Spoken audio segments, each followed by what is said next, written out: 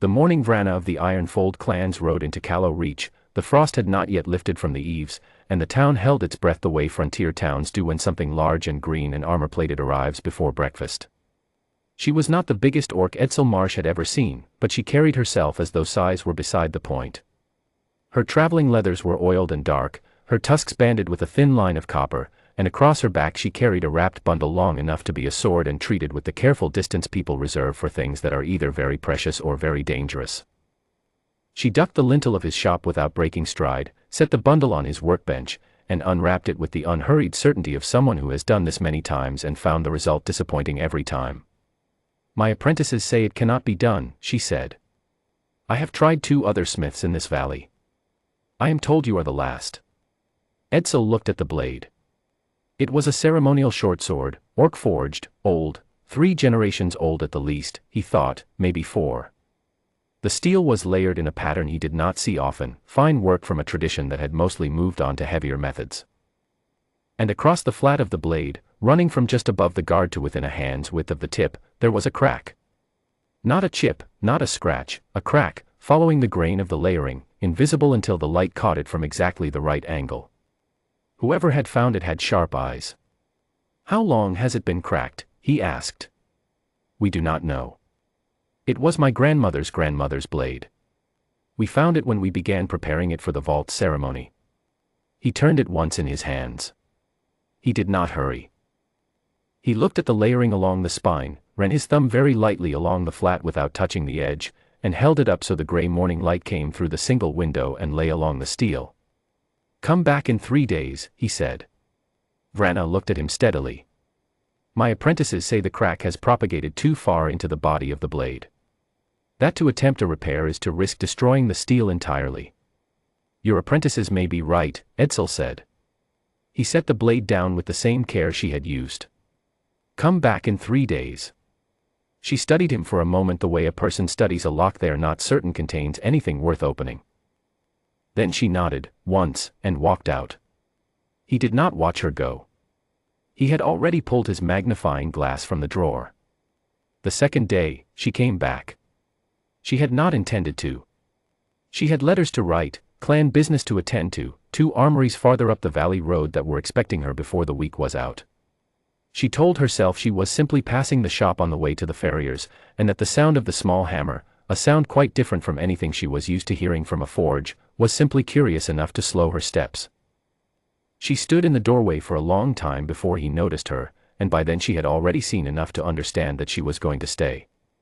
Edsel worked without rushing and without waste. That much she had seen in 100 smiths. What she had not seen, not combined in this way, not in a human smith of this age in a shop this size, was the conversation he was having with the steel.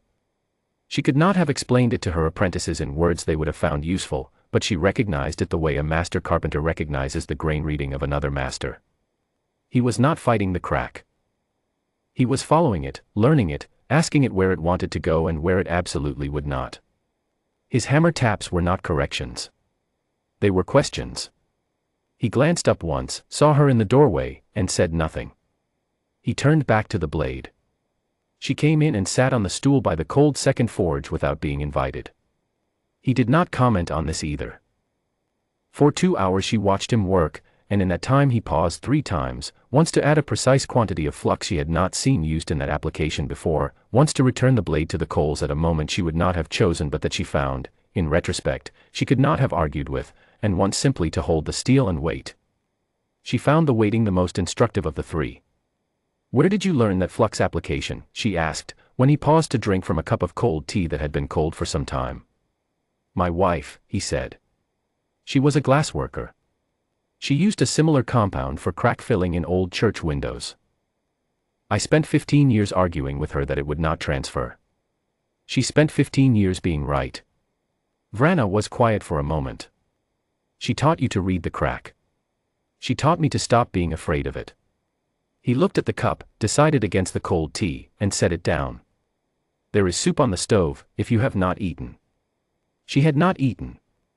She ate his soup. It was plain, well salted, the kind of soup a man makes when he has been making the same pot his whole life and has stopped needing to think about it, and she asked him 3 more questions, and he answered 2 of them and said he did not know the answer to the third, but he had a theory if she wanted to hear it. She did. By the time she left, the light had gone and she had missed the farrier entirely. On the 3rd day, Edsel Marsh set the blade on the workbench at 7:30 in the morning and waited. Vrana arrived at 8. She came alone, without her apprentices, without the brisk forward motion of the first morning. She stopped at the bench and looked at the blade. The crack was gone. Not hidden, gone. The steel was whole along its entire length, the layering unbroken, the pattern continuous from guard to tip as though no fault had ever lived there. The balance, she found when she lifted it, and she lifted it very carefully, the way she had set it down 3 days ago, was true. Better than true, she thought. She had not handled the blade enough before to know its original balance, but whatever it had been, this felt like what it had always meant to become. She held it for a long time. She turned it in the light. She put her eye along the flat, along the spine, along the edge. Then she set it down and looked at him. "What do I owe you?" she said. He told her. It was a modest number, less than the farrier would have charged for a full set of shoes on a large horse. She looked at the number for a moment. "That is not enough." "It's what the work cost me," Edsel said. "I don't charge for the thinking. I've been thinking about that flux problem for a long time. Your blade gave me the occasion to solve it. That's worth something to me."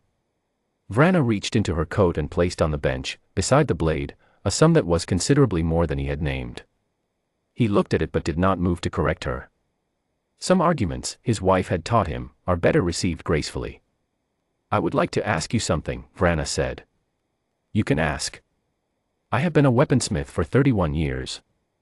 I trained under the finest forge master in the Iron Fold. I have examined the work of every significant smith in 3 clan territories."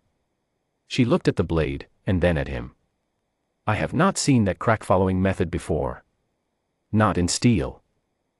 I did not know it was possible in steel." "It probably isn't, in harder steel," Edsel said. "This blade is softer than modern work. That's why it cracked, and why the technique was available. How many people know this technique? At the moment?" He considered. 1. Vrana was quiet. Outside, Callow Reach was waking up, the baker's door, the creak of the mill wheel beginning its morning turn, someone's dog making an observation about something in the lane. Ordinary sounds. The kind of sounds a frontier morning makes when nothing in particular is happening. "I am going to tell you something," she said. "And I am going to ask you to believe that I do not say it to flatter a smith whose soup I ate.